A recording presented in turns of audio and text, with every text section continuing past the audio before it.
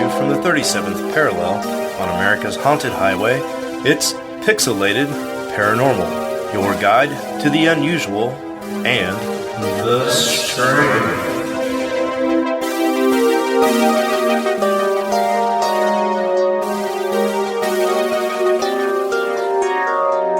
Hey everybody, welcome back to episode 157 of Pixelated Paranormal.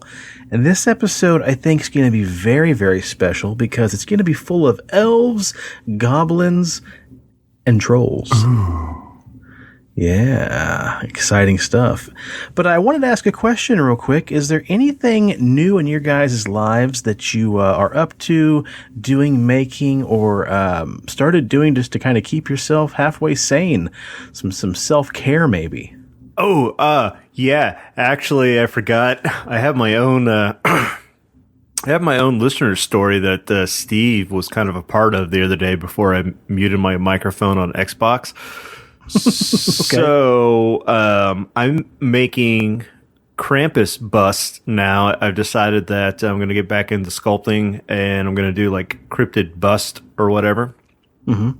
So the first one I made, I sent you guys like kind of like the step-by-step process where like, he was baked and then I started adding the washes and then I added the authentic woolly fur to bring him to life. And so Jeffrey walked in on it the first night while he was in the kitchen drying, and it freaked her the fuck out a little bit. And then the next night I put the hair on it, and that morning I moved it to the front room without her knowing and was taking some photos to put on Instagram. And she got out of the shower, walked across the house, and went to go make her a cup of coffee, and she looked in the TV room and there was no fucking Krampus. So she was like freaking out that this little like demon possessed, bust was moving on its own. And she found it in the other room. Well, later that week, my truck broke down and I had to go get it worked on and everything. And so in that process, I decided to stay the night at mom and dad's. And I had the truck towed out there, and it was just going to be kind of a nightmare driving all the way back to Park City, like really late Saturday night. So I'm like, fuck it. I'm just going to crash on their couch, use their car the next morning, go get the parts, blah, blah, blah. Mm-hmm. Well, later that evening when she got off work, she came home and she took a shower, and it was just her in the house. Addie hadn't come back from her grandmother's yet.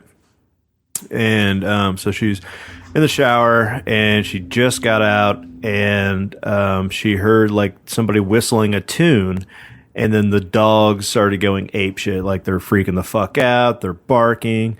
So she's like, who the fuck's whistling in the house? And so she's like running all around, doesn't see anybody. She finally gets the dogs calmed down.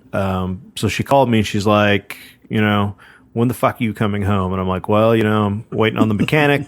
I'll, be home in like an hour or two. So she calmed down and then went to the kitchen and made herself a cup of tea. And in her peripheral, she saw a shadow from the kitchen in the living room move. And when she turned around, there was nothing there. But the turn handle for the mini blinds was sitting there swinging back and forth. And then the dog started going apeshit again. And Saturday night, while I was staying the night at mom and dad's, she suffered a bout of sleep paralysis where like one eye wouldn't open and like one arm she was trying to reach the phone to call me, but she couldn't get the phone screen to turn on. And then finally she just kind of passed back out. So she's pretty sure that I've created a portal, like a tulpa for this Krampus doll for it to be possessed. And so when I started making your Krampus head, she came in the room the next day and she's like, what the fuck? Why are you making another one? And I'm like, it's what I do, baby. Summoning a fucking party. I do. Oh, that's fantastic, man. So, yeah, that's what I'm up to. I'm making demon-possessed dolls and, surviving COVID-19. There you go. So she wasn't kidding whenever she posted on Facebook that thing was freaking her out, because I made several jokes about like that's just pretty much what you get with Preston. Like, right? Oh, that's nuts, man. They do look good, though. Yeah, they're pretty awesome, dude. It makes me want to do one, but I'm not a quarter of the sculptor you are, so mine I think would be pretty poor. Well, that one sculpt, that zombie bust that you painted, though, you do an amazing job. So, Well, thanks. I can paint okay, I think, but I didn't sculpt that either. Yeah, I definitely want to paint mine too. I'm just no good at painting. Man, I know. I need to bring over my paints, and I sound like a little school kid. Bring over my paints, and then we'll do that kind of Finger paint? 80s neon acid wash Yeah, on that'd here. be fucking tight. we should, My black light. like when all those housewives have that paint by numbers party, like paint the town. We should have our own like paint this sculpture night. I don't know. I don't knock that shit. I think that sounds fun. A paint by numbers party? That'd be awesome. Yeah, they're not bad. They're relaxing. Shayla and I did it a couple times, and Yeah, it's not too bad. But we should up it a notch and paint satanic sculptures. So. It's funny to do it and then be the only. I'm going to sound really narcissistic here. To be the only actual artist in the Oh, room. God. Push up your fucking glasses, nerd. To be with all your friends and their spouses and whatnot, and then like they're up there instructing you step by step how to paint this thing, and then you're just sitting there like, Yep. Bitch, you need a number. done. Well, I started doing a little bit of yoga, and today before the episode, we actually went out and did some hot yoga at a Limitless Studio here in Wichita. Shout out to Limitless Yoga Studio. What is hot yoga? It's yoga, but it's like, I don't know exactly the temperature, maybe 80 degrees or higher in the room. So you sweat your balls off. Yeah, Yeah. you literally do. Yeah. Oh, God. Yeah, I was very damp afterwards, but it felt good. Felt real good, but if you've got any kind of blood pressure issues or taking new blood pressure medicine, it will knock you for a loop. Yep. That would. Yep. That's why I don't do well with heat. Oh, yeah. That makes a lot of sense. I never thought about that, so, yeah. Cool. And then I just found the Night of the Living Dead 50th anniversary vinyl. And That's tight, potentially this Saturday, you're going to get your hands on a Record Store Day special of Army of Darkness re-release. That's this weekend, isn't it? I thought that was September. Well, yeah, They kinda they broke broke it it up, up right? into 3 different Saturdays. Well, I know, but I thought that the one that one. Oh, no, the Army of Darkness was in No, September. it's August. It's this weekend? Yeah. Cool. Well, hopefully you get it, That Sean. fucking Dr. Dre 6 LPs in September. Biggie. Yeah. Yeah, and then my Pepper is in September, I think. No, October. Oh, nice. Oh, yeah. Yeah, because I'm going to take off my birthday, and I'm going to go to that with you in September. But the one I want is in October. 7 a.m., bitch. That's what time you got to be there. That's not hard at all, man. We'll Yeah, sit out it's there with your harder for guys' me. fucking greased mustaches and fucking corn pop. Corn coffee beers. Yeah. God, I can just imagine all the fucking PBR and pomade I'm going to smell there. That's awesome.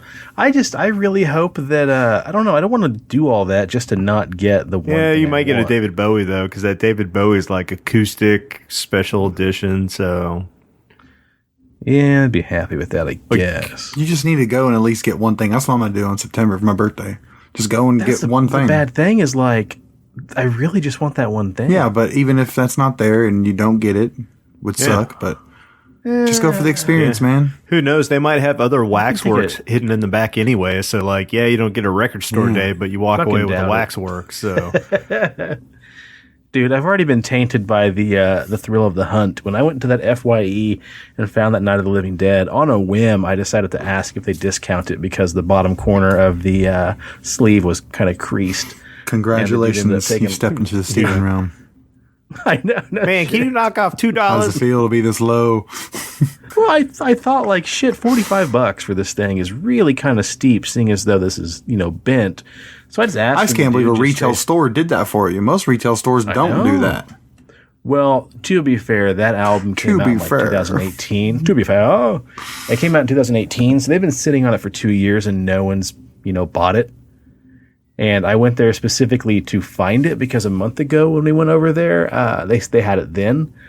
So I just asked him. I was going to get it no matter what, but he's just like, "Oh yeah, how about $29.99 and some tax?" I was like, "Yeah, take my money, dude." Then, in hindsight, if I wanted to be a real jerk, they had the original Child's Play double LP soundtrack there too, and I almost went back to get that, but Tight. I was saving. Yeah, I decided not to, so we'll see. But Steve, what's new with you, man? Anything going down in the club? No, there was, I mean, kind of, in a way, relates to the show in a way.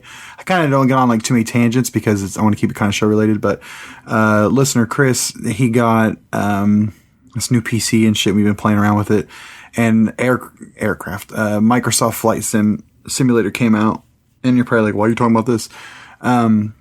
It's a technological feat. Like the last time I felt that like, oh my God, this is so revolutionary was the first time I held an iPhone in my hand.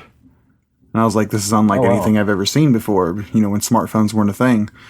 And it felt like that because they mapped out the entire world with satellite imagery and created this AI to create 3D environments of airports and neighborhoods and anything that you can see from a satellite. So like we spawned where he lives in a small little town in Kansas, and then we we flew over like where I lived, where other friends lived, and it was 1-to-1 representation. It was crazy shit. So it's not going to be detailed, but literally like there is a building representing my house? Yeah, so like we flew over your house. So when you fly over your house, it will be the bird's eye view, obviously. So when you go down low and pull the throttle back so you can fly low in a biplane, it won't look the color of your house, but from the top, it'll like render what it would think it would look like. Wow. It's crazy shit. So the reason I bring this up is because they said they're going to support this game for several years to come. And it's crowdsourced, so to speak. So they're going to be able to as drone technology gets better and better, they're going to be able to let people like upload their high quality photo and video to try to let the AI build better details of buildings and stuff, from what I hear. But DLC, so like if they mix in something where you can like do like a UFO or some shit, oh my God, that's what I was gonna ask. Yeah, it'd be so cool. That would be rad, just to put a UFO in there, but like to mess with people. It's nuts, man. Like you have I was watching it, I haven't done this on Chris's yet, I hope to do it this week, but there's like a way you can go to the globe and just hit a button and it just spins it around and just lands on a random airport anywhere in the world. It doesn't need to be an airport. It can be an airport, landing strip, emergency landing strip, military. Like, it's fucking hilarious. Like, Chris and his cousin had, they were flying, over Area 51 and shit. And I was like, what happened?'s like, that's what I was going to ask. Like, there's nothing there. Right? Like, now, what about Roswell? Did he hit up Roswell? I'm not sure. But I know. I mean, that's got to be somebody had to have put something like in a there. little nod. And I haven't flown over the White House yet. I'm going to try that tomorrow. I want to see what happens when you fly over the White House, if it's like restricted airspace or something. Yeah, because I mean, at some point, someone's going to look at that and think about how theoretically we could be training spies to, map out the different buildings and the US, it's. I mean, it's not just U.S. though, dude. This is worldwide. You got. We went to Dubai, Amsterdam, like all kinds of places, like, and it's 1-to-1. It's fucking crazy, and then like. You can do flights, so you could do like simulated flights. Like if you want to go from Florida to Spain. No, I don't. There's a flight for it, and you can fucking fly it. It's pretty nuts. And then if I can fly the Red Baron plane, I'll be down. There's like autopilot and stuff too, but they like simulate like things like, you can have it simulate things anyway. But that's nuts. It's pretty crazy, dude. Know. It's pretty impressive. Preston and I would just simulate the waitress bringing us cocktails. Yeah. Yep. Right. Other than that, cocaine and coffee. Other than that, there's not cocaine been and coffee. Anything. Just been cool, hanging with friends and trying to stay alive and busy and mind off shit. You know what I mean? Keep your head down and get through this fucking mess. Right. Well, I know we've got a lot of stuff to cover this episode, but I wanted to hit you guys with kind of a surprise question. Is there, with all this quarantine or before this quarantine, is there any one movie or TV show that no matter how many times you watch it, no matter what time of day, what kind of mood you're in, that just makes you lose it and just cry like a sniveling little baby? The Green Mile. The Green Mile? Green Mile's a good choice. At the end of that movie, when he's watching that movie, and then they, put John Coffey to death, I cry like a bitch. Spoilers for all the people out there that haven't seen Monster. If you haven't seen that movie, get fucking dead. Right? Like, you're doing yourself a disservice. So, I don't know. Like, there's different things. Like, I've been rewatching. There's certain movies that I watch when I'm like depressed or down that instantly not bring me out of that, so to speak, but make me feel better or like let my mind at ease to go to sleep and rest it off. There's two movies that come to mind. They don't make me cry though, but Breakfast Club and Jumanji are like hardcore, like nostalgic, make me feel good movies. I'd say probably for like crying, I would probably say, I mean, as cliched as it is, Notebook. Did you hear my dog just rip a big old snort? No. Sorry, I didn't mean to cut you off. What a mood killer. It's cool. I'd probably say Notebook. And then, and like, but Notebook's like not a movie I watch all the time, but, Marley and Me as well. But if it's a movie that makes me, anything with a pet, that makes me cry that every time, and the one that I like to watch a lot, most definitely, Perks of a Motherfucking Wallflower. Love that movie. I've never seen it. So good. Very touching, coming of age tale, and deals with some pretty emotional shit, and it's really good. Yeah. Huh. I should check that out sometime. You should. Well, the reason why I ask is I was just thumbing through like just random YouTube videos, and then I went through my saved videos, and it brought up the speech of Akaton from Doctor Who. Sorry, I know I butchered how you pronounced that. From the episode of Matt Smith's 11th Doctor series, The Rings of Akaton. If he messed that up, you know who needs to write in. He's laughing at it right now as I'm saying this. I probably know is, yeah.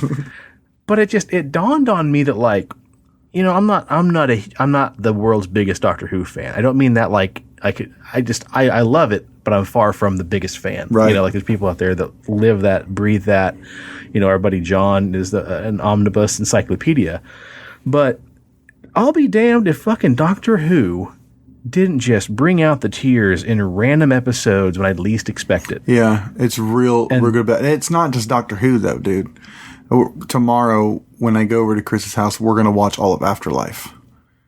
Oof, that's what it is. It's British. You think it is? I think me and you are on the same wavelength when it comes to Brit and Chris as well. Yeah. Of like British humor, just their charm in the way they do their stuff. I mean, like look at something like Afterlife or Derek. Afterlife is like the last thing you want to be joking about, but the way they deliver that shit, you're fucking crying every episode. Derek's the same way. It's just so charming. Doctor Who with that writing, like it's the same shit. Like it's so emotional, and I'm not gonna attempt to sit here and be like, I know everything about Doctor Who, or I quit watching it when a certain guy became Doctor, just because I fell off of it and I haven't went back to it. I want to. I have the Blu-rays. He's letting me borrow them, but yeah, Doctor Who's like a bad breakup though. Like when you finally, it is like you get so attached to that person, and once they regenerate to somebody new, and but that's the thing though. That's what's so good about that show and British thing. That's what I'm saying is that connection, that charm. Who was the first Doctor of the new stuff? Chris Eccleston. So Eccleston and Tennant have been my favorite two Doctors. I haven't watched anything past that. Yeah. Like, it just doesn't do it for me, so I'm done. With the Ninth Doctor, it wasn't too hard of a transition because I feel like it's someone maybe you dated for a short period and never really got a connection to. Mm-hmm.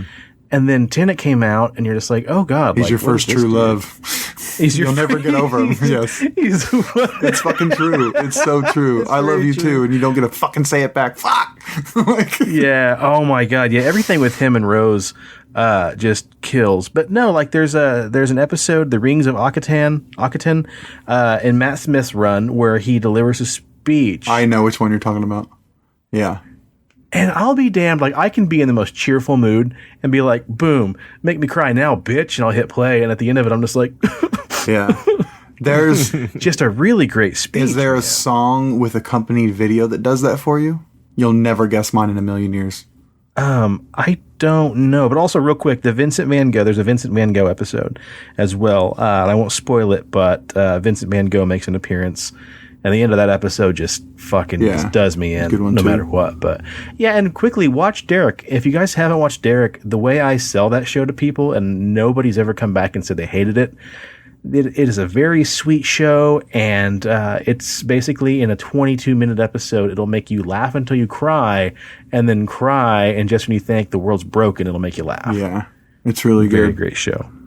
A song that makes you cry. I don't know. When did this show become all about men's feelings? I mean, I don't know about a song that makes me cry, but if I listen to like, if I want to make an emotional, if you say Tool, I'm gonna reach through this virtual tube and smack you. If there's several times where I've been in like a rut, like like depression has really kicked in for me, and I'll go to painting, and I really want to convey those emotions, and I will sit there, and while I'm painting, I will listen to Radiohead's Go Slowly, and I will fucking just break down and bawl like a bitch and use that paintbrush all over the canvas and just make the most depressing piece you've ever seen in your whole entire life. So for me, it's Go Slowly by Radiohead. Nice. What about you, Sean? Wow, interesting. I don't know. That's a tough one. I know that there's certain songs I'll listen to, and like if it catches me in the right mood, like I'll be singing it, and for whatever reason, like I'll get kind of quivery.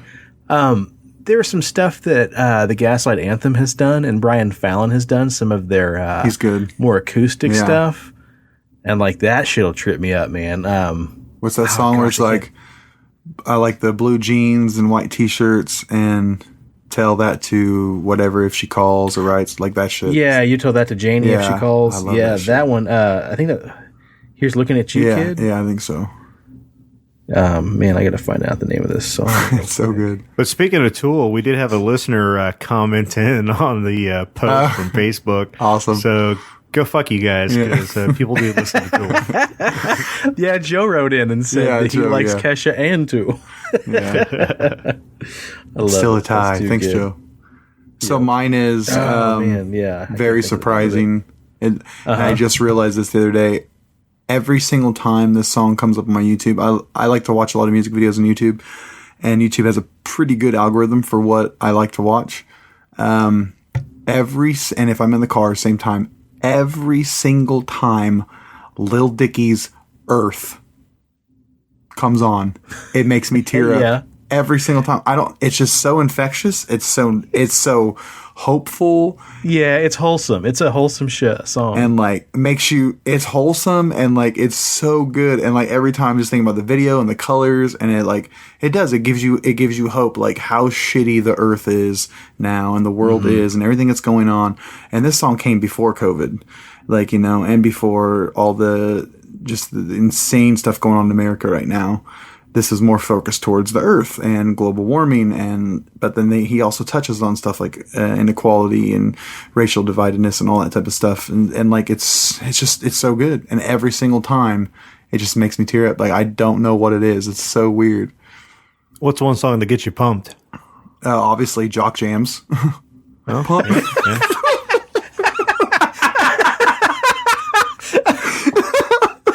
I tell you what, if I'm at work and I need a pep in my step, I will listen to 99 Problems by Hugo, and I'm fucking like pumped. I'm ready to go. Oh my god, really? Yeah, 99 Problems, but a bitch ain't one. That's awesome. I still can't get over Steve's fucking knee-jerk Jock Jam. Obviously, okay, the song pump it. So, okay, real quick, thank you. That reminded me of the song that fucking gets my blood pumping. Quickly, on the Sleepwalkers album by Brian Fallon, the final song, See You on the Other Side, that song, I heard it for the first time all the way through the night after Shayla and I left Aaron and Eric's house in Valley Center the night before they moved. And that just gutted brings me you back to a touching memory. Yeah, even now my nose is burning. Yeah, because we listened to it. Shayla, she fell asleep because we were there so late helping him pack and move. And Preston and I think we went the next day, Presto, you and I, to help him load the truck. But that night before, we were there just forever, man. Just talking and hanging out, and just knowing that if we didn't leave, then maybe nobody would go anywhere. So we all just kind of hung out and did the awkward, no one's talking, looking at the floor and shit. That's how Matt's night was when Matt went to Jesus, that's actually an era that I fucking just tried to forget. Yeah. That was super sad when Matt left. Yeah. But yeah, that song. A song that gets my blood pumping, dude, is Jock James. it's Sandstorm by Darude. Nice. There was a night when me and Brady, I think you were there too, Steve. We were drinking and just having a really great night. It was like deathly cold outside, and someone was in the bathroom, so me and Brady went outside in the backyard to take a leak. And that song came on, and it's, I don't know what it is, nostalgia again. I remember that. Like you said, you guys were like Jock almost Jams? fucking playing sabers. We were taking leaks dancing, like hardcore, like electro light rolling dancing while we're just standing there with our dicks in our hands peeing. Oh, that was a blast. You guys ever remember like when you were a kid riding a bike and you'd like have like a cassette on or whatever with headphones and you'd listen to a song and just get you going? Oh yeah. Yeah, that for me was that Jock Jam shit or the fucking Born to Be Wild by Steppenwolf. Get your motor run and you fucking just pedal harder. And I was still fat back then too, so I was like, fucking back tire about to pop off and shit. Yeah, dude, ZZ Top, Legrand. Yeah, dude. Oh, that fucking drum. That shit when I was little. Anything, In the Air Tonight by Phil Collins, like that drum solo. Fight Me, it's one of the best. Preston, I'm still gonna when they go to Spectrum next. I haven't been in there since me and you were in there. But if they have that ZZ Top greatest hits, I'm getting that shit. Oh man, hell yeah, I want dude. that shit so bad. And also James Brown, man. Like Steven, you've been there. Yeah.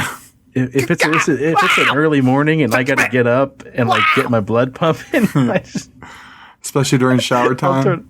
Oh, dude, I love a good shower with James Brown. He's in there man. fucking with the shampoo bottle and all. Mm-hmm. It gets me going, man. Oh, that's great, guys! It's been so long since we talked. It's been over 2 weeks since we recorded. So yeah, fuck it. Let's just go balls out.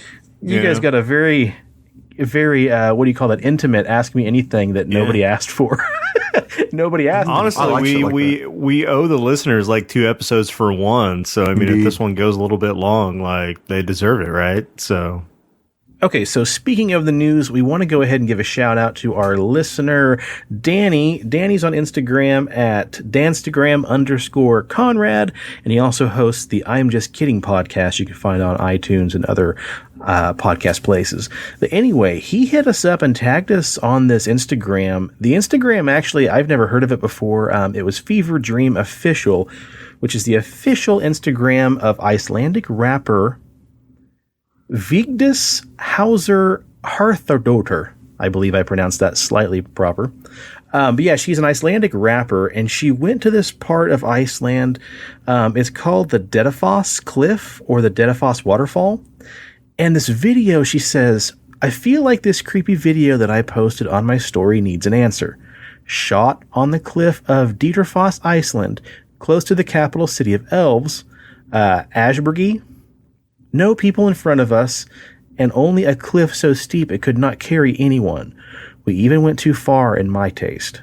Then I noticed much later this creature in my video, and then a head popping up at the end, looking like the girl from The Ring. No drones, no birds, no plastic bags. What is it? I'm not crazy, right? It looks hella whack. And in the video, it's just her, filming this really amazing looking waterfall. And as she's zooming in, the camera's panning, towards the water rushing down. You see this kind of weird looking, I don't know, like jet black Smeagol looking creature kind of possibly scaling up the wall of this waterfall up this cliff. Didn't it look CGI to you though, a little bit? Okay, so the problem I've got is yes, to a degree it did. I don't know what kind of angle you've got as an Icelandic rapper or any kind of, rapper filming a fake video of a cryptid, of a sighting of an elf or a fairy. Dude, you don't understand. Okay. So when it comes to anything, any PR is good PR. Yeah, anything regarding when you're trying to build a career out of something, whether it be music, art, book, anything, it's all about virality. How you say that word now? Yeah. I think that's pretty good. Books are dedicated to this shit, giving you ideas of how to make something. Her strategy could be, hey, I make this video and it's going to get a lot of hits, maybe be shared on some sites where it would reach a bigger, like, for instance, it worked on me. I didn't look who this profile was, so I didn't know it was a rapper. You told me, I'm like, what, an Icelandic rapper? Wonder what that sounds like. It makes me want to check him out. Or what you're saying is she was thinking that, well, shit, if I want some major clout, I better post this video so Pixelated Paranormal is going to go ahead and be Grammy. But I was on... You got to think bigger. Strap us onto the jetpack, baby. We're taking you places. I was on board until they zoomed in on it because, like, when you look at the original video, it looks authentic. Like, there's some weird, like, black furred creature moving around, and then when you zoom in on it, like, somehow it mysteriously gets like these big bulbous eyes, and then that's when it starts to look fake. But that could be because she's so far away that, like, when you zoom in on it, it gets so pixelated. But just the original video itself, like, yeah, that's authentic, but then it loses all credibility like when you super zoom in on it, try to figure out what the fuck it is. Yeah, because like, well, and not only that, but like when you zoom, like I'm watching it, it's starting over now. The waterfall's going, and then as it goes into the thing, you see like a white hue around it, to where that would be like if it was CGI'd in. That's what it feels like. I just noticed that as the camera's getting closer to it, there's a bit of a jump, like the film kind of lurches forward. But then my argument to that would be, you're filming off of a camera phone, you're in the heat of the moment. Like, these things are kind of glitchy. Like, I've filmed shit before and my camera's lagged out and I've lost a little bit of footage, you know? So, I mean, I don't know. I'm 50-50. I want to believe, but I know it's probably easily faked. But what's weird, Presto, is like, watching the video here, you don't see like eyeballs, like big googly boogly eyeballs on this video, do you? When they super zoom in on it, like, you see the whites of the eyes, and then like when you watch the movement, it looks very puppeteer-like. Yeah, it could be. I don't see the eyes myself. I see streams. No, I'm just joking. Yeah. So another person in the comments, say it could be like an optical illusion thing. So they're saying there's no way to get down there, but underneath that, where that thing is at, there could be like a whole other walkway. People can get closer to the mist if they want, of the waterfall, and that could just be somebody down there with a puppet or something creepy looking thing. Yeah, and I mean, that's a good argument, too, because she says here clearly she's at the capital of the Elves, which, I mean, we all know on the episodes of Thieves in the Night. You know, the Hildefolk, the hidden people, the hidden folks, are very prominent in Icelandic and European folklore. So, I mean, that's just like anybody going to the locks and then being like, I took a video of Loch Ness Monster. You know, you already know where you're at, so... So in the research I did for the episode tonight, like when I was looking up like trolls and stuff, you actually find throughout Icelandic and Scandinavian, like just the websites, the folklore of trolls and the hidden folk is so prominent that they've actually like gone in and made like natural rock sculptures to look like trolls. And so like a lot of times when you go throughout that countryside, like, there really are stone trolls that artists have created just to perpetuate that folklore. So, well, we have the troll here over at the Riverwalk, which is really rad. It's super badass, man. But yeah, there was actually a story, and again, the magic of editing. Let me find this thing real quick. It's all about viral. That's what it is. Yeah, it has to be, because all of her other posts, 240 likes, 100 likes, 80 likes. 1,000 right here. That one, what is it at? 74,000? Okay, 53,000. Come on, man. Another really funny sighting that kind of relates to that, what you're saying, Presto, is, you know, installing actual sculptures in areas. I'll touch on this on the next episode. There was a story about a guy who was navigating this cave, and he found this photo, and it's like this famous like cave golem picture. And I think it was like the Cox Caves, maybe? And anyway, basically this cave was supposed to be like this guided tour you could take and have a bunch of like fairies and trolls and all these different kind of creatures that would be in the, in the cave systems in that area. And apparently the project got actually abandoned, but they never went in and removed the actual sculptures. So there was this kind of like early, creepypasta kind of deal where this guy's like, yeah, I went to this cave and I snapped this one photo, and it's this, goblin troll thing crawling up the side of this, the wall of this cave. And for years, everybody's like, oh my God, there's actual cave trolls. And then you find out, no, it was part of this, it was either called like the Cheddar Cave or the Cox Cave. anyway, I'll link it or put photos of it in the Instagram. But yeah, so I mean, clearly that stuff could happen too. And Steve, you might be onto something, man. She might just be doing this for clout. I don't know. Yeah, who knows? Damn it, I want to believe. Me too. I want to believe. We gotta be Scully, man. Yeah, but I want to believe an Icelandic rapper who Look does. at you two be Scully, I'll be Mulder. But yeah, we want to give a big shout out to Danny because that was actually, it's a fun video if nothing else. But let me see if I can pronounce her name again here. Harthadoter defended the video, insisting there were no drones, birds, plastic bags, or anything else in the area. Very few people around even.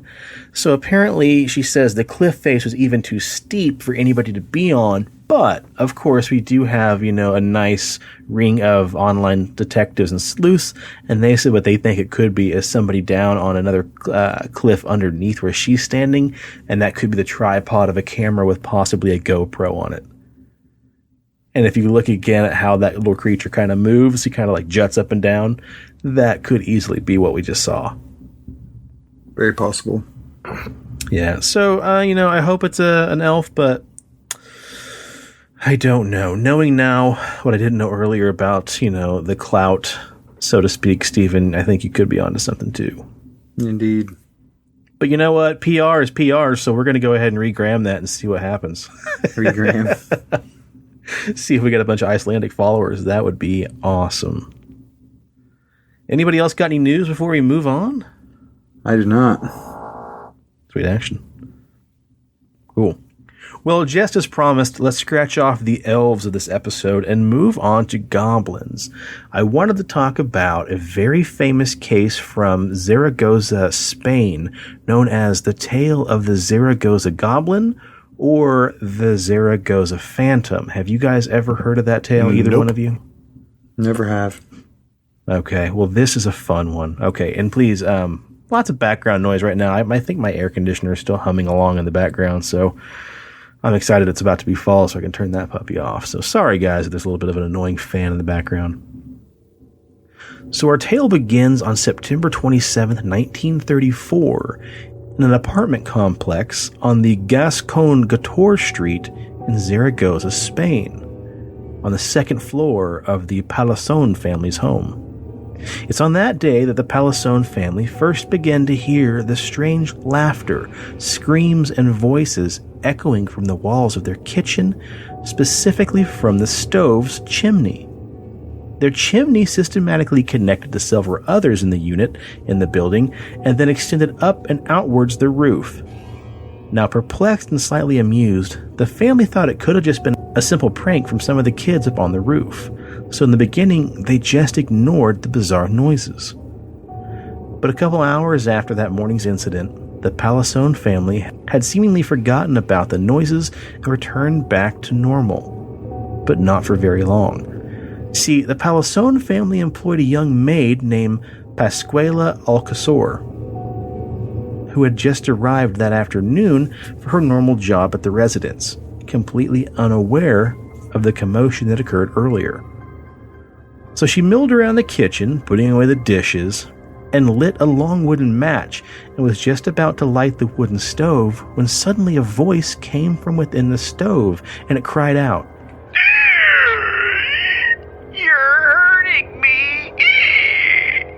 Now, Pasquela recoiled in horror like any of us would do, and she ran out of the kitchen and into the living room, where the members of the Palasson family were sitting listening to the radio. They all looked on in horror as a maid's face twisted in fear, and she stuttered to tell the family what exactly just happened. The stove. There's something in the stove. And as the family began to console the maid, they heard an angry voice echoing from the kitchen. The light, I cannot see. Pasquela burst into tears, and then she told them how she had heard a voice from within the stove, and it was unlike anything she'd ever heard before. She was terrified the sound could have been a small child, like a little girl, who was calling out from inside the stove's pipe. But instead, it's a creepy troll pedophile. Right. Over the next few days, the family would go on to hear more strange noises throughout their home, accompanied by the same disembodied voice. They'd walk around the house, being skeptical of the noises, and ask, "Where are you?" To which the voice would reply, "Inside the stove." And then days would pass in which nothing could be heard. And then for days on end, they'd hear a lowly, mournful cry coming from within the stovepipe. As the days wore on, what could only be described as a tormenting type of haunting, things turned for the worse inside the residence. The voice, once sounding like that of a little girl, had now morphed into a guttural, demonic voice. And late at night, for no reason, the voice would demand, "Turn on the lights so I can see." Both the practical observers and those who truly believed the voice was of supernatural origin started thinking that the unknown presence was a duende. The term duende translates roughly to elf or goblin. The beings come from Latin American folklore, or are analogous to fairies, sprites, or goblins. They're natural spirits that can have a range of traits or significance ranging from being benevolent pixies to mischievous bogarts, depending on the tale. As it would turn out, the Zaragoza duende was much closer to a bogart, a giant pain in the ass. What officially is a bogart? A bogart's kind of like just a real dick of a goblin. Kind of imagine like a house elf like Dobby, but just a real asshole. So, like, where did the term like your bogart in the joint come from? That's Humphrey Bogart. For real? Oh, okay. Is that right? I mean, know. unless we're wrong, and it comes from, goblins stealing all the pretzels and shit. Yeah, like, I mean, because you ever heard that in like stoner movies? It's like, you're bogart in the joint, man. Quit bogarting. Like, I thought that. I mean, it just means hogging it for yourself, huh? Or something a troll would do. Maybe bogarts were like pack rats. Fucking dick goblins. Don't be a bogart, Steve. Goblins stealing all the weed. Fucking weed goblins. Fairies are all about the pixie dust, so it must be the. That's cocainous. true. They fucking love their angel dust. So with the whole building aware of the voice now coming from the supposed stove goblin, local interest in the house began to grow. Curious onlookers would crowd around outside the house and try to catch a glimpse or a snippet of the spirit's conversations, and the befuddled Palisson family didn't know what to do. In the months since the voice had begun, it was said to both ask and answer questions, and took on a particular interest in the Palisson's young maid, Pasquela. Of course he did. The voice would even... Greasy bastard. Right. The voice would even call out her name and laugh maniacally. "Pasquela!" Now finally, with the family unable to root out the source of the disturbance or even cope with the presence any longer, the Palissons went to the police in mid-November of 1934. It's unknown whether or not the police would have gotten involved had local interest in the Zaragoza goblin not beginning to take on a tenor of hysteria. But with authorities involved, the phantom voice became angry, almost annoyed that officials were beginning to actually meddle in its fun. "Cowards! You called the police!" Now, the officials were sure it was just a hoax perpetrated by one of the inhabitants of the household. They were so sure of it, actually, they brought with them a psychiatrist to evaluate Pasquela, who, according to the police, was sure that she was behind the voice that had been tormenting the residents. While most people believed the sounds were of some kind of prank, the logic was that it must have been coming from somewhere in the building. The roof itself was taller, though, than any around, so it was so isolated, the access to actually easily get on top of it was almost impossible. So police ruled out it being local kids simply yelling down the stovepipes. So, seeing as though they maxed out all their scientific explanations of the possible pranksters, they called in masons, not Preston and his friends, but actual brick masons, carpenters, and plumbers, all to the scene in hopes of making some sense of where the voice could be coming from. But as the investigation unfolded, the police and everybody else inside the residence at the time could still hear the laughter emanating from the stove once more. So one of the police, annoyed, simply yelled into the stove. Who are you? But there was no answer, just soft murmurs of the spectators outside the street, hoping to catch a glimpse or hear the goblin. What do you want? Do you want money? No!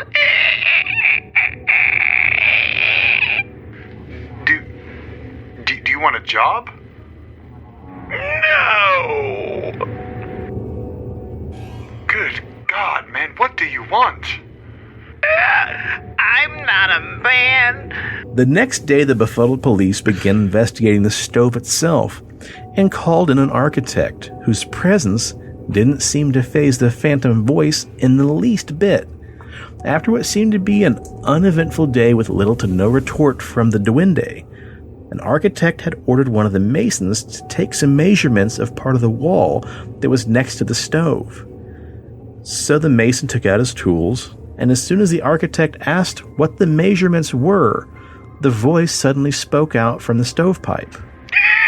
Oh, don't worry. It measures 75 centimeters.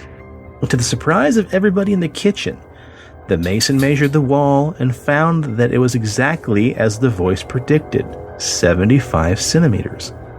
So the masons were so unnerved by the strange haunting that they actually ran out of the building in such a hurry they left behind some of their tools. To everyone's surprise, the phantom voice went on to mutter to them even more bizarre structural knowledge of the building itself, something that wouldn't have been known to the residents or the general public at the time. So with no more answers or a plan to find out what the perpetrator was, the police and utility workers decided to take an extreme turn, and they shut off the electricity and the phone lines to the residents, just to see what could happen next. So then the building was completely evacuated, and a team of police and volunteers began guarding the building morning and night, keeping a 30-yard perimeter around the home, so whatever mischief maker was behind the voice couldn't return. Doctors and psychologists were brought in, as well as a priest who sprinkled the stove with holy water, and thus things were silent for 2 days. But then, just as soon as it stopped all its communication, the voice surprised a group of neighbors and visitors by suddenly exclaiming, Cowards! Cowards! Cowards! Here I am. Bring them back or I will kill everyone in the family. And just like that, the goblin was back, and the Palisone family had finally had enough. So with police in tow, guarding them from the unknown voice, they packed their things. And on their way out the door, the youngest boy told his father, Let's go, Dad. I'm tired and I want to sleep. The whole thing is crazy. But then, to everybody's surprise, the voice responded, Not crazy, little one. Interest in the Zaragoza goblin was reaching a fever pitch. A Barcelona radio station tried to get someone to put in a microphone in the room so they could broadcast the voice, and members of Scotland Yard were actually planning trips out to the apartment to try and solve the case. By November 30th, the governor of Zaragoza had finally had enough and called an end to all the goblinoid silliness, asking for the people to essentially settle down and help find out who the prankster was. Meanwhile, the police and utility workers were still patrolling the old house, and the voice would still cry out to the police, taunting them. I'm coming. I'm coming. And that joke's too easy, so we'll skip it. But nothing ever appeared. And on December 4th, the governor himself issued a statement that the perpetrator of the voice was discovered to be none other than the young maid, Pascuala Alcazor, who he had said had been performing a voice via something he called unconscious ventriloquism. Understandably, Pasquela herself claimed to be completely unaware that she was apparently throwing her voice while in some sort of fatigued state. The official who'd been presiding over the investigations claimed to have seen it himself, vaguely explaining that it was the result of a psychic phenomenon produced only in certain circumstances. Bullshit. So basically, it's the 30s, she's a woman, obviously she's in hysterics. Ridiculous. Bullshit. The psychiatrist on the scene was able to extensively analyze the young maid, and Mr. Joaquin Jimen Oriera separated Pasquela from the group, and he began a series of questions. He would come to the conclusion later Pasquela was indeed behind the voice. However, it was due to a, quote, phenomenal mixture of hysteria and subconscious ventriloquism. Pasquela, however, flat out denied any involvement in the strange ongoings and believed herself to be a victim of the so-called goblin, just like everybody else. But interestingly enough, to prove his theory, the psychiatrist and others asked Pasquela if she could accompany them one afternoon while running some errands. And with that, they hoped once she left, the voices would stop. But to their surprise, the voices continued long after. It would talk and cry at times, even when Pasquela was nowhere to be seen or nowhere near the building or the street itself. With that, the psychiatrist's theory went up in smoke and out the stovepipe, and a more sinister feeling began to engulf the gathered group of investigators and family members. Now, of course, arguments are made that a young girl was nowhere near the premise and most of the strange talkings had occurred when she was absent. But for city officials, the matter was at an end and they were happy to move on, blaming everything on young Pasquela. Now labeled as a perpetrator and a fraud, but with no evidence to arrest her. She was allowed to return to her hometown to get away from the judging eyes of those in Zaragoza, and the building eventually went back to relative normality, although future tenants would still go on to report ghostly sounds, but it seemed the goblin had left the building. No culprit or explanation was ever settled on for who exactly was behind this elaborate Zaragoza goblin hoax, but the city seemed to be happy to just try to straight forget the entire incident. But not all reminders of the goblin were erased. The original apartment building that held the goblin stove was demolished in 1977, but the new building that stands in its place still bears the name Edificio Duende, or the Goblin Building. Ooh. And thus is a tale of the Zaragoza Goblin. Weird. Yeah.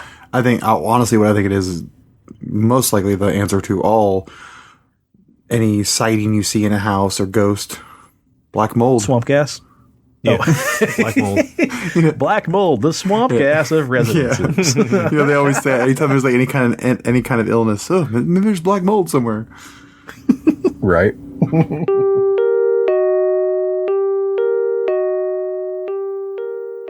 All right, presto. So, from elves to goblins to trolls, what do you have for us? So, long before there were people who sat at computers abusing other people online, Or themselves, if you know what I mean.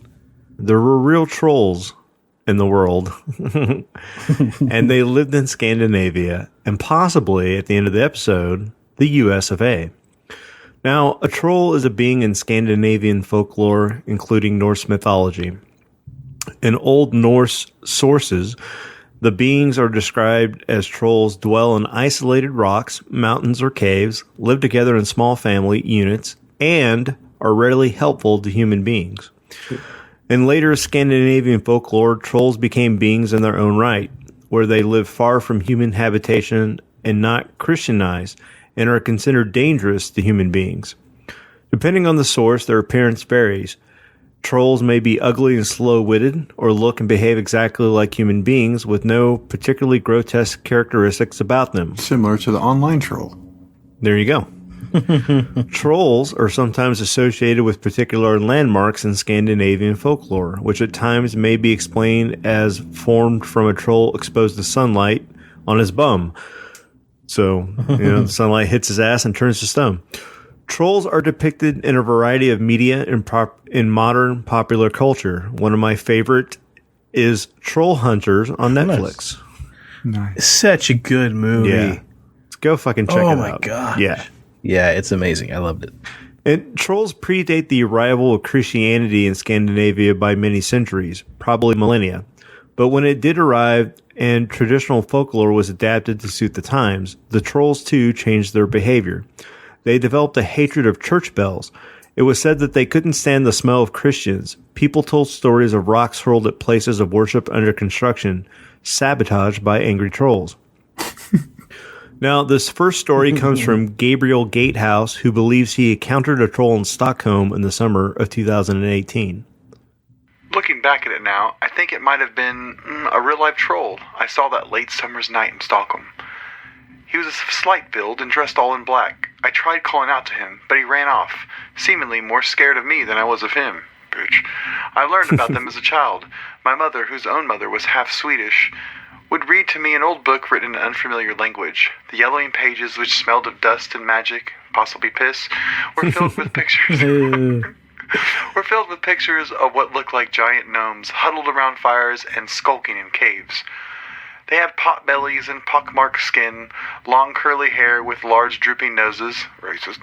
It was said that they couldn't be enticed out of the forest by the smell of coffee and bacon. Who wouldn't be? Some were benign, others malign, and none of them looked anything like the creature that ran away from me outside the Culture House in central Stockholm this evening. What's Culture House? Fuck, I don't know, like a coffee house? Shit, okay. I don't live in Stockholm, bitch. This is your story. Which is probably why I didn't make the connection immediately. The creature in black emerged out of the shadow of the Culture House into a pool of light beneath an advertising hoarding. His pale face was briefly flashed beneath under a dark cap that was pulled down over his eyes. The face that stared back at him from the billboard was giant by comparison. The creature in black looked furtively about him. From an inside pocket, he pulled out a strip of paper and stuck it on the poster, directly over a cheese eyes? Some dude's eyes, I guess. It was then he noticed me. I wouldn't have thought much about it if it didn't have been for his strange reaction. He began walking away at a fast pace. Hey, I called after him. I was curious. Into a side street and broke into a run. I chased after him, our footsteps clattering over the cobblestones, but I lost him down an alleyway by the side of a churchyard. I wandered back up to the poster. The strip of paper had 2 words on it. Nej ut, which means no out.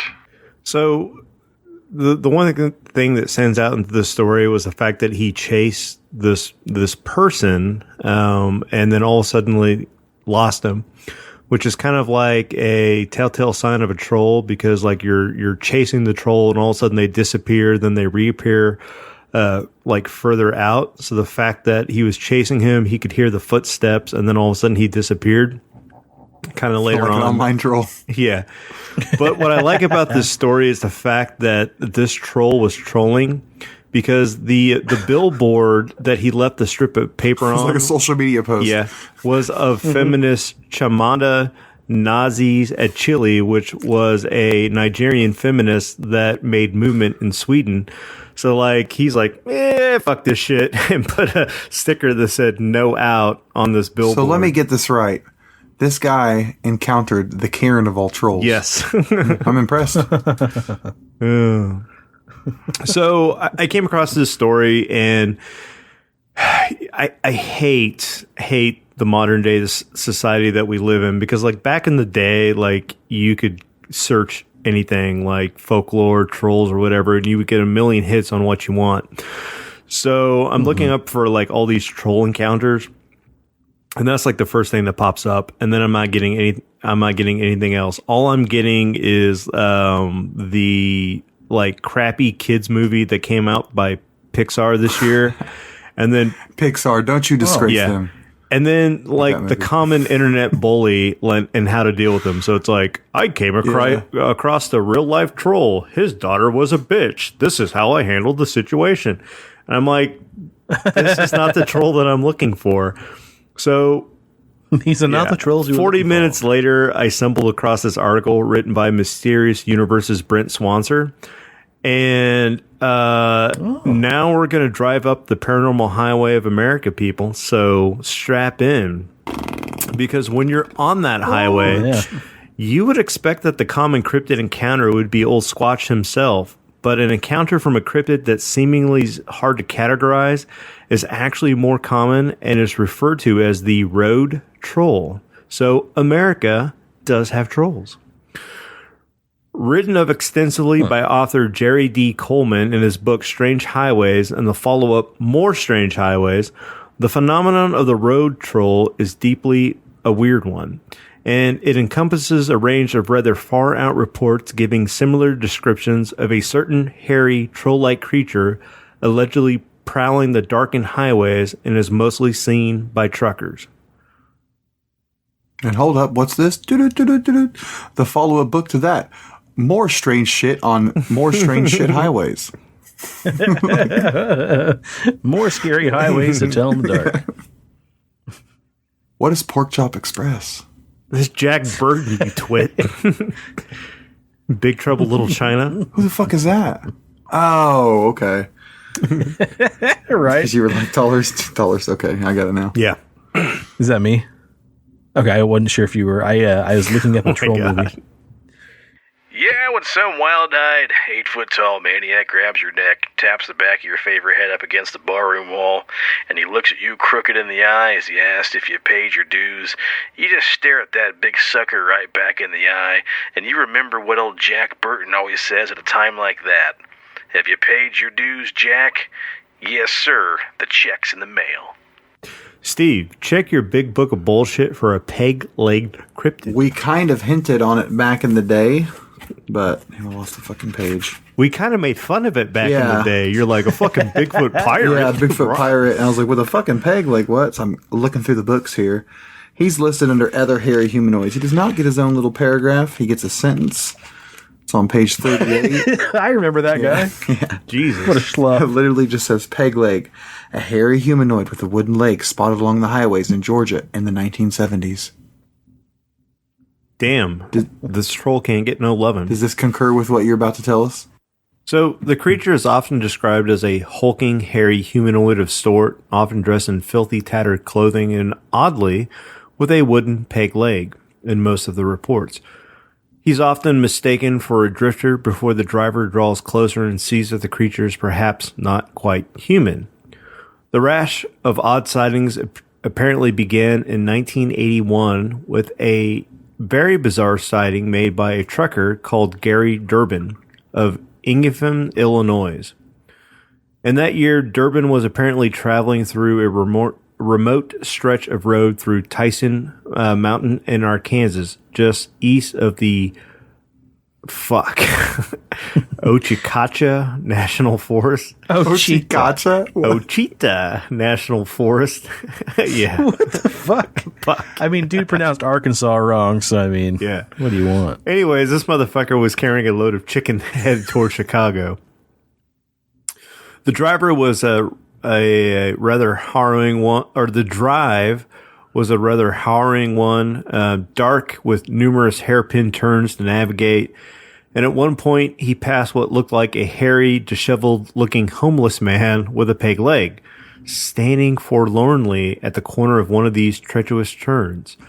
At the time, Durbin thought him to be just some derelict and even allegedly thinking to himself, Now, that must have been a real mountain man, waiting to get really run over.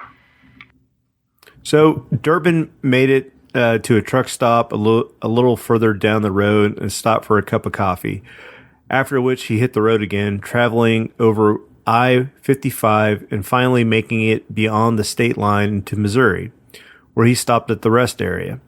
As he pulled out of the rest area, he claims that he once again saw the odd hairy man with the peg leg just standing there along the side of the road, staring at him. which sent a jolt of shock and surprise through Durbin. He reasoned to himself that the stranger must have hitched a ride to get so far in front of him, but it was all very unsettling to say the least. Bizarrely, Durbin would over the years see the curious creature a total of 5 times in such a far-flung local as Texas, Arkansas, southern Missouri, southern Mississippi, and northern Florida, and he's still not quite sure what to make of it all. Now, he stands a good 6'5". His peg is just below his right knee. It's similar to where his nuts hang out of his under trousers. But then I noticed down there it's made of wood. It looks like it, at least. I've always seen it by the road towards the evening, just past a rest area, truck stop, leaning towards the road, only moving his head a little. Very long hair and a beard, light brown in color, covering his entire face, except the eyes. Old type clothes, ripped and torn, seemed like the same clothes. The creature carries a little hobo type pouch with him, probably where he keeps his gypsies coins. Jesus. Jeez. Over the years, numerous truckers have come forward with similar reports. In almost every report, the description of the appearance is very close, if not identical, and that peg leg is inevitably often mentioned. Coleman would say in his book, Other drivers I interviewed admit to seeing peg leg as well. In a truck stop south of Dallas, Texas, one driver told me of a peg-legged man he saw next to an interstate split outside of St. Louis. Another truck driver interviewed in Atlanta swears he saw a peg-legged hairy man standing just a quarter mile from a way station in Florida. Is peg-leg a wild man, Bigfoot, road troll, a driver's road angel, or simply a traveling gent we've termed as a hobo? Or a dirty hippie. In 1983, Coleman interviewed a woman only known as Barb of Des Plaines, Illinois, who told him of a rather frightening encounter she had with possibly the same unexplained creature. Barb claimed that she had gone on a trip by car to visit her sister in Alabama, and she reached her destination without incident. Upon meeting her sister, the two went on their way to a mall in the area, which was located on I-20 and I-59 by Green Pond. As they made their way there, they passed a wild-looking man by the side of the road who is described as being 6 foot in height with very long hair that hung in his face and whose clothes looked like a car had dragged them. I like how Preston gives himself this part. The man, or whatever it was, just looked at us.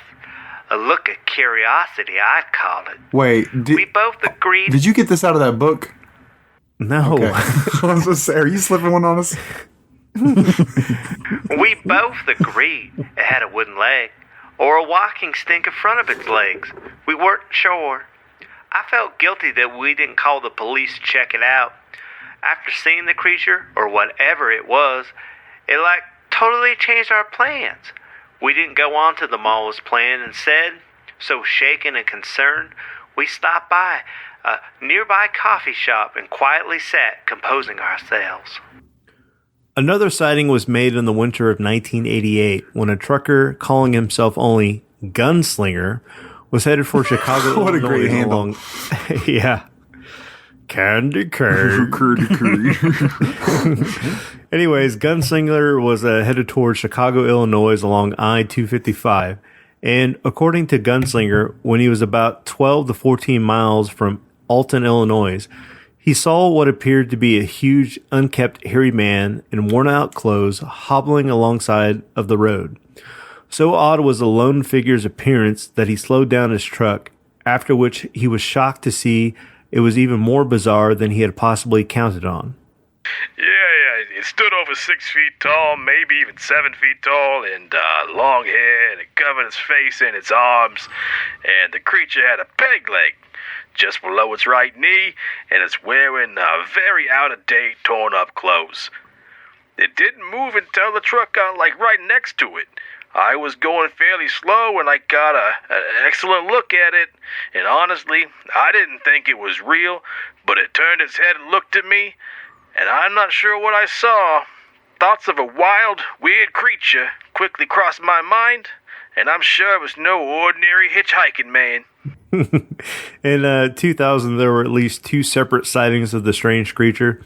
The first was in March of that year, when a trucker named Brad Royalty claims to have seen a large peg-legged man with hair all over his body standing along I-44 outside a big cabin. The thing was tall, hairy, had a wooden leg. I first thought it was a bum, but it freaked me the fuck out. Then it just stared. In summer of that same year, a husband and wife trucker Holy shit. saw the same road troll in Boonville, Missouri. Oh my God. Again with the peg leg. Okay, so as we record these, people, for listeners, I don't read any of this ahead of time because I like to be surprised. Whoever the certain person, Chris, you're listening right now, I know you're chuckling just as much as I am right now. One of my most famous videos on YouTube is my friend Casey in the back of my car as we were fucking broke down in Boonville, Missouri at a truck stop. Oh, wow. And it's him doing the Golem impression. He's very, very good at that voice. And I did it in like negative film and it looks hilarious. And it's gotten like over like 260,000 views on YouTube. And every time we hear Is peg leg in the background? every time we think of Boonville, we think of that. And now I'm going to think of this. That's hilarious. Boonville! Boonville, yeah. Oh, it's my turn, sorry. The man, it didn't even act like he was hitchhiking or doing anything.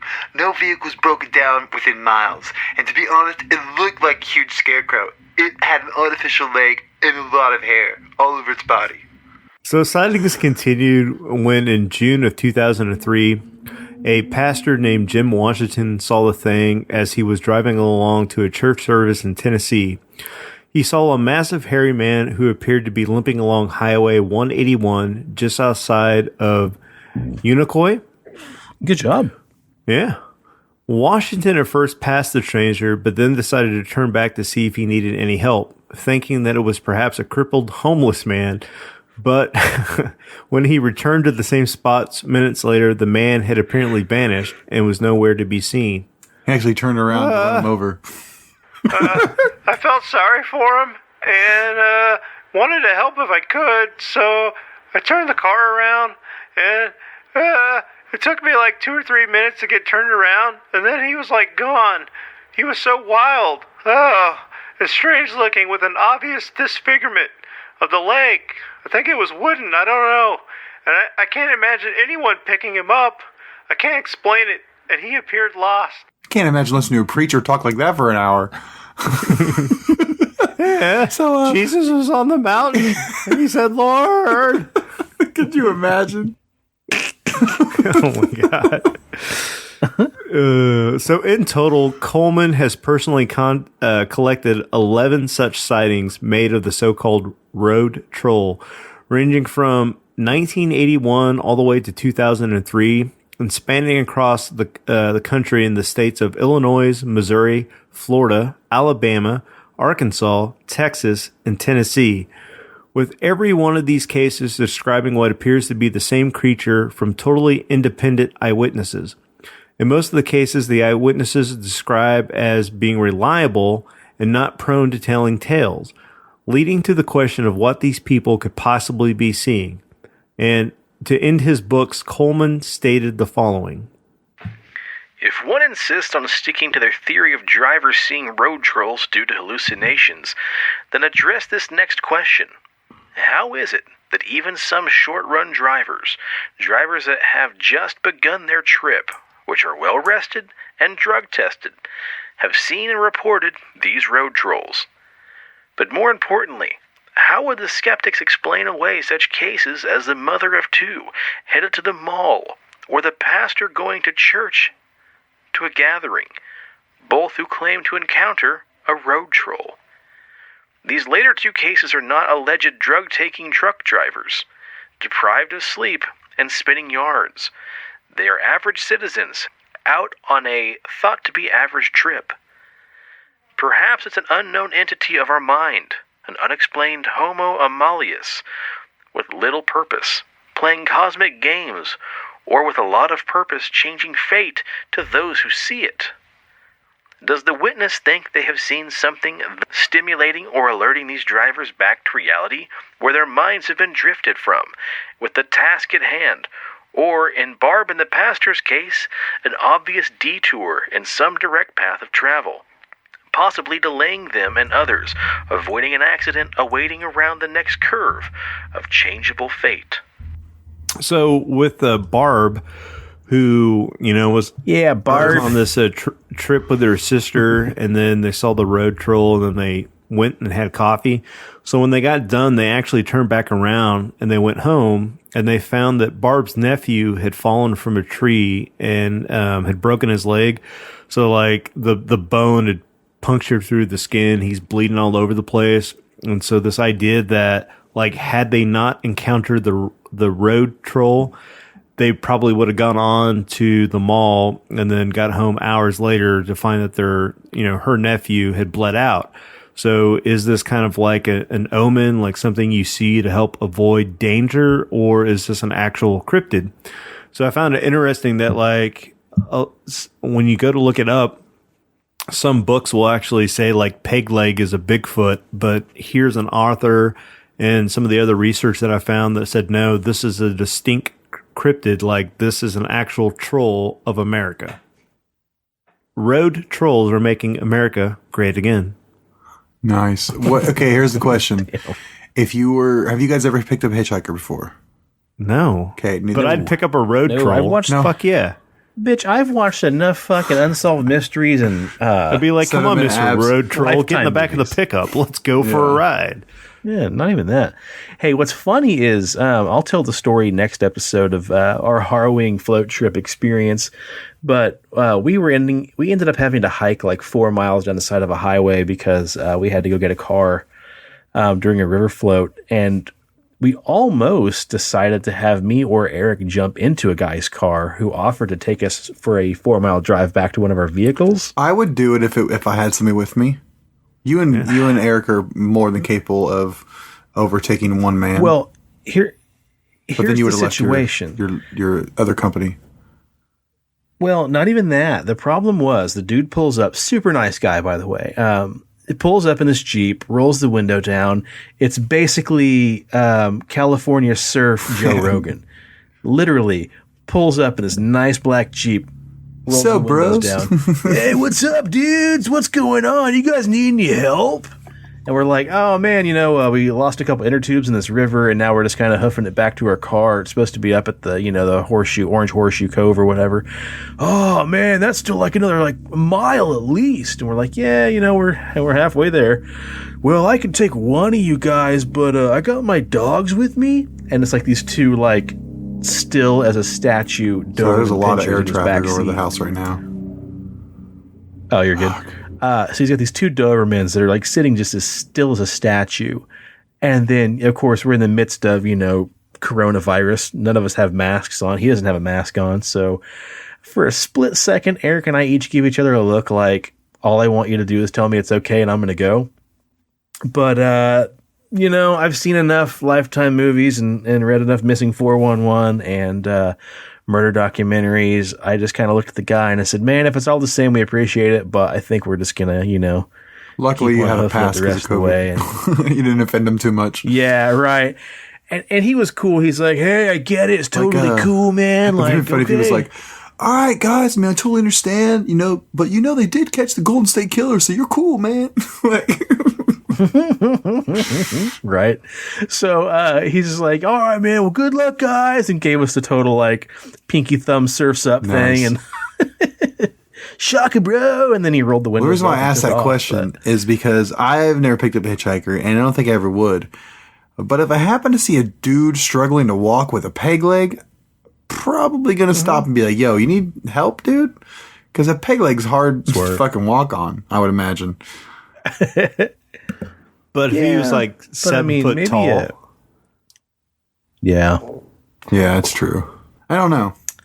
I like the idea of it not being a Bigfoot, but more of a troll creature, man. That's, no offense to Bigfoot, but we need some. Yeah, for me, I think even if the person wasn't walking fine, if I seen a peg leg, I'd be like, all right, I got to see this in person. So I'm going to pull over real quick. Hey, what's up, man? You mind if I check out your peg leg? Are you a troll? Arr, have you seen the Black Pearl? Are you a troll or a man. Bigfoot? Bigfoot, get the fuck out of here. Yeah, you like take a leg sweep right at that fucking peg leg, goes rolling down the cliff. Oh, no. Aw. Poor guy. Well, damn, Presto, that definitely took a turn I wasn't expecting, man. All I knew is you were talking about the Stockholm troll sighting, and then Shout out to the one listener that was like, heard that previous episode. What's this? Oh, peg leg Bigfoot? Oh, that sounds interesting. We just dropped the big episode on Wait a them. second. Yeah. Right, that's shit. Yeah. Fuck you and your one sentence with the bullshit. And I do want to add, there is a really great 1986 movie called Troll. It has actually, it's the first appearance. It's the first appearance of Harry Potter. If nobody knew that, that's right. The kid's name, the lead of the movie, his name is Harry Potter. Whoa. Yep. Technically, he's Harry Potter Jr. because his dad's Steve. Harry Potter, but yep. So yeah, it's really awesome. It's about a family who moves into an apartment, and there's a troll that lives there. Ow, Jesus. There's a troll that lives there, and it kidnaps the daughter and then poses as the daughter, and it slowly is trying to turn everybody in the apartment complex into fae folk. It is some of the cheesiest, most terrible, amazing prosthetic creature effects in an 80s movie, and everybody should watch this Dude, film. don't forget the Ernest Scared Stupid. Oh, God, Yeah. yeah. Booger lips. All right, well, I think that just about does it, guys. That's a nice double-sized episode, and I feel pretty good about this one, boys. I think we brought the heat. Cool. All right, Steve, what do you want to plug, man? Check out our Instagram at PXL Paranormal. It's where we post little things and the hashtags. Get on there and like and follow us and all that type of stuff. Get on the old Facebook, the site that everybody loves and everybody respects with all of their utmost dignity. Check us out on there under Pixelated Paranormal Podcast, and share the posts, give us the likes, and send us messages on either platform as well. Your listener stories and any questions, comments, merch comments, questions, any of that type of stuff. Hell yeah. Yeah, we just got some stickers hot off the presses, and then I'm just waiting to talk to my neighbor about the t-shirts, and we'll get those going. My voice just cracked like I am a 13-year-old boy. Yeah, so COVID, gotta love it. Slowing down the progress since... Ooh, and we got postcards, too. Don't forget that.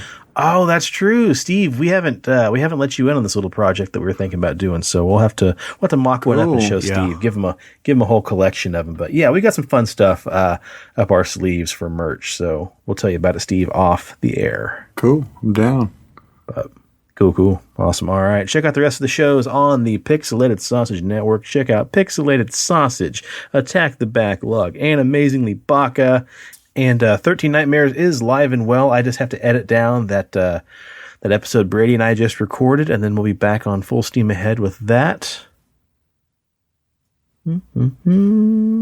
Presto, what do you got? And as always, if you need a beard, if you want a beard, if you want to grow a beard that's better than some hobo, shabby, peg leg road troll beard, check out BigDobsBeardBomb.com and use promo code PXLPARA for 20% off your order.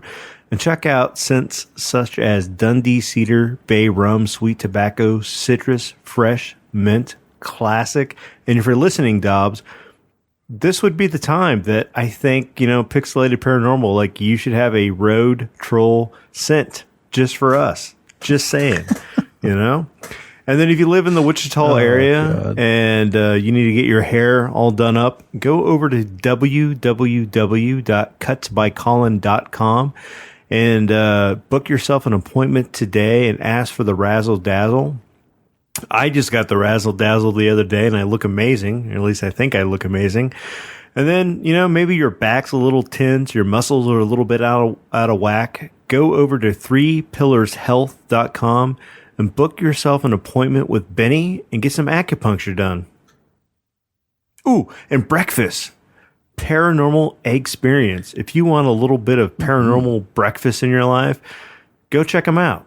They're amazing. Oh, yeah. Normally, they're just in a little food truck right outside of Spectrum Music. We need to try to get one of our stickers on their truck. That'd be tight. Ooh, yeah. I've told them the last 2 times. Well, the first time I went there, I told them about the show, and the second time they remembered me. Fuck it, this weekend while we're like, get done with record store day, let's go have a Bigfoot burrito.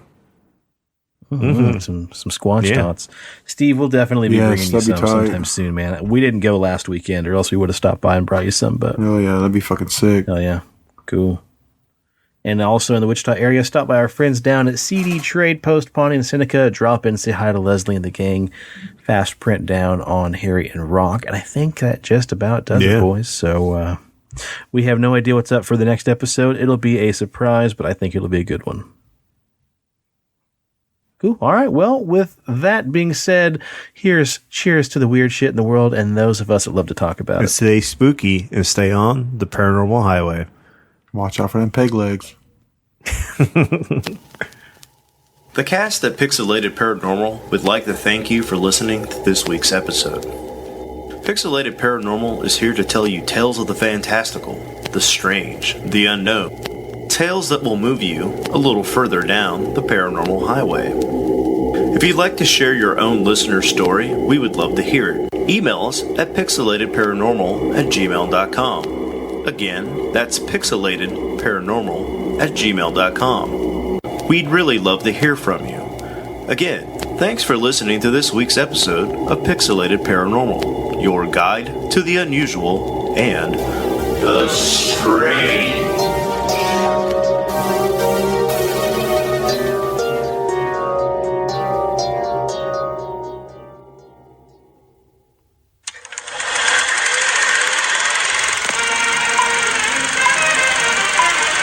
And now a pointless rant tangent about Justice League and Jesse Eisenberg. Whoa, look at this fucking show. New HBO Max show, sci-fi show called Raised by Wolves, and it's by Ridley Scott. Looks Fuck fucking tight. HBO Max because they're exclusive for that Snyder cut of Justice League. Get a 7-day pass or whatever it's called. Yeah. Okay, cool. I'm sure if you wanted to, dude, would let you use his login to watch that if you wanted to. Ooh. They're going to release it in a 4-part miniseries. Yep. Because it's 4 hours long. Which is, it's nuts to me to know that literally they cut an entire, like, half of that movie out. Like, the final bad guy cut out. Yeah, that's why I don't listen to people's arguments about any of their fucking movies, because everything good gets cut out. They film so much shit. Yeah. First of all, they're trying to use the formula that Marvel used to become so successful, and that's the funny, buddy cop kind of shit, and they don't need that. What DC needs is just full-on, gritty, dark. Yep. That's what they need. Give up this shit, and that's what I'm worried about. James Gunn's whole thing is. I hope it's not too much like Guardians of the Galaxy. Yeah. And I was on board until I saw that fucking Weasel character, and I'm like, that's just a fucking knockoff Rocket Raccoon. Like, we don't need a walking, talking animal in this shit. But anyway. But it's hard not to have that comedy buddy factor with Harley Quinn in it, because she's all vocal. Oh, she's yeah. just like Joker. Vocal. Exactly. But they did the same thing with what's his nuts Joker in Suicide Squad. They actually filmed like an hour and a half of. That's what I'm saying. That's why I don't listen to anybody's complaints about him or fucking Ben Affleck. Fuck all y'all. Anybody that fucking discredits either one of them, they didn't get a chance. I'm sorry, you didn't. Yeah. But hey, the new The Batman trailer, like, holy crap! Like, I was like totally against Patterson, but then I saw the teaser trailer for that. I'm like, don't make me hang this up. Yeah, I'm gonna have to go watch that. So Yeah, it looks good, man. God. That dude is a phenomenal fucking actor. Yeah. And people are so caught up on his fucking Twilight shit. Well, and what's funny too is, like, I'm gonna drop a bomb on everybody here. go watch him in the lighthouse. Jesus. I'm gonna drop a bomb on everybody here. The Twilight vampires were not the first vampires to sparkle. Yeah. Lost Boys, those vampires actually sparkled. When exposed to UV light, they sparkled too. It's just like that movie had Michael. what was what's her nuts that played in Twilight Underwater? Kristen Stewart, yeah. Yeah, that movie I have it on my Vudu. Like, oh wow, like I wasn't expecting to like that. Right? Yeah, that's what I've heard. Man. Or her in the movie fucking American Ultra with Jesse Eisenberg. Oh god, how do you ask yourself, guys? I know we've already cast one person who has the fucking emotional span of a fucking brick. That's why you need to watch that movie, because it makes sense. Oh, we'll get Jesse Eisenberg on there, who also has the fucking emotional range and personality of a washcloth that's been drying for 2 hours. Not at all. You don't think so? I challenge you to listen to that dude speak and his views on shit. I can't. It's awesome. He's just so fucking just monotone. Not at all. That dude's a fucking activist like a motherfucker. Yeah. It's awesome. You want to know what ruined the fucking Justice League movie? It wasn't Snyder's cut getting cut. It's fucking Jesse Eisenberg trying to be the fucking guy from the Facebook movie as Lex Luthor. Anyway, the good news is, guys, I'm cutting this and putting it at the end of the episode, so people are going to get to hear this. I'm not saying that he's the best actor ever, but in that American Ultra movie with her in it, it fits both of their on-screen personalities, how they do their acting. Is it just a brick with a fucking washcloth over top of it for 2 hours? Yeah. Is it what? No. It's an awesome I'll give it movie. a shot. Somebody else recommended Vivarium to me, so I'm going to check that out. My mom told me to watch it, and my buddy Seth both told me to watch it. Two people's opinions I trust very much when it comes to movies, so I'll check it out. So I'll cut all that out and stick it at the end of the episode. So after the credits, we'll people will get to. Well, not the political shit. Please. No, oh god, no. Yeah, trust me. That's when you're like, I don't understand what you edit out of shows. No, you'll understand. Yeah. All the hate comes in. You know what to cut and what to leave in, and it's always the political shit that gets cut. So, okay, cool. I've got all this figured out here. So